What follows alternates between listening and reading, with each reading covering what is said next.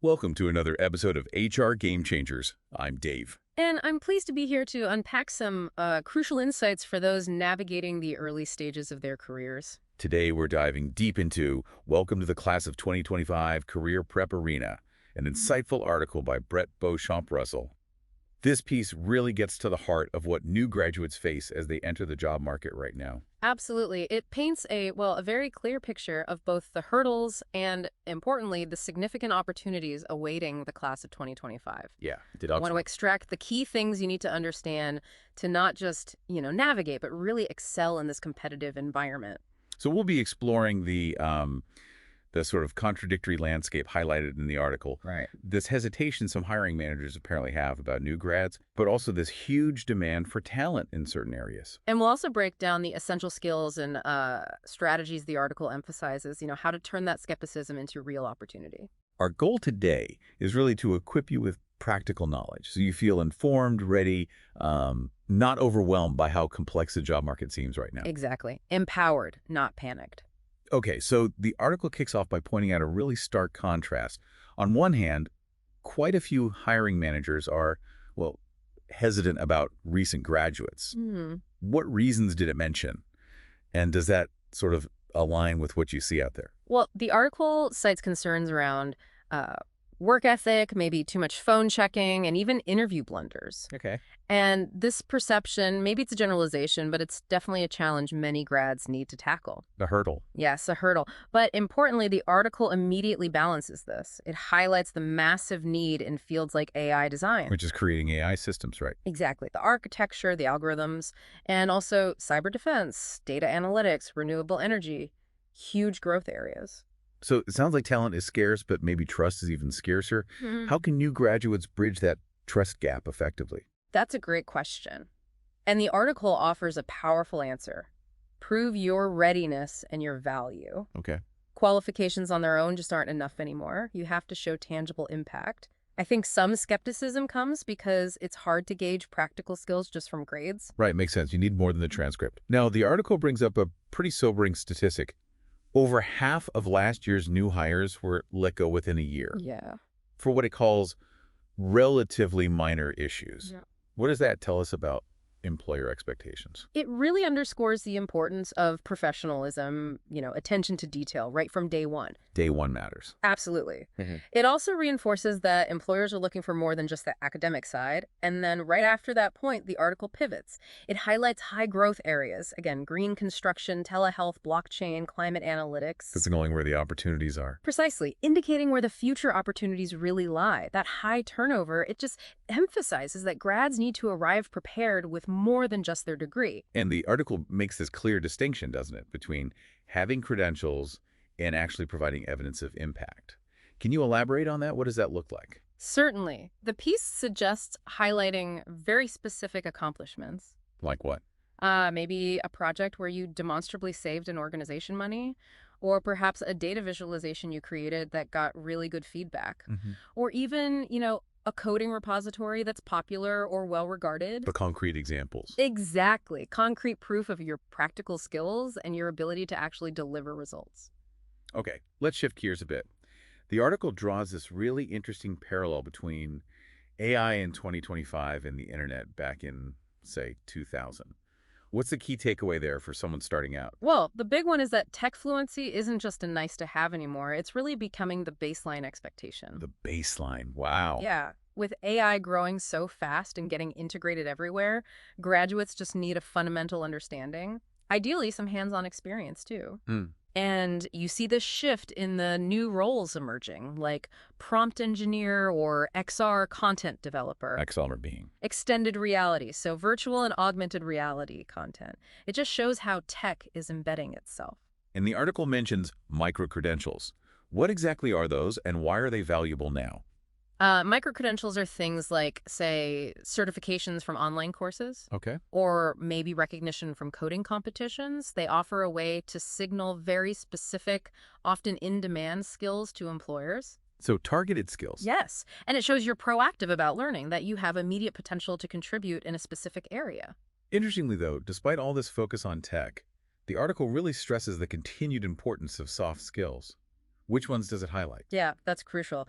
Communication, critical thinking, and emotional intelligence are ranked as paramount by employers. Still top of the list. Absolutely. These skills really determine if a graduate can collaborate effectively, solve problems, navigate, workplace dynamics. Hmm. In my experience, technical skills can often be taught on the job, but these human skills, they're often what truly differentiates the really strong candidates. And the article suggests these skills are best honed outside the classroom. Can you give some examples of how someone might do that? Sure. Things like participating in volunteer committees, maybe moderating an online community, Oh, yeah. serving on judging panels for, say, student competitions, or even shadowing a mentor during actual client meetings. Real world practice. Exactly. It provides invaluable practice and gives you compelling stories, real anecdotes to share during interviews. Now, this statistic is always eye-opening. 70% of jobs filled through networking. 70%. It's huge. It really is.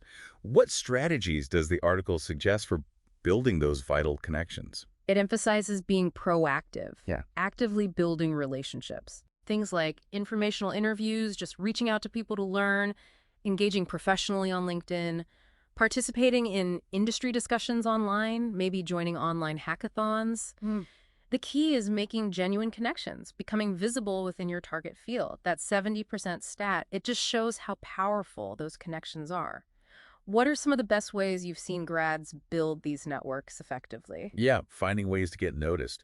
And the concept of a living digital portfolio sounds intriguing for showcasing abilities. What does that actually entail? It's about creating and maintaining an online presence that really showcases your work and your insights. So not just a static resume. No, much more dynamic. It could be a coding repository on GitHub, maybe a design portfolio on a personal website, or even a blog where you demonstrate your understanding of a particular area. Providing that concrete evidence again.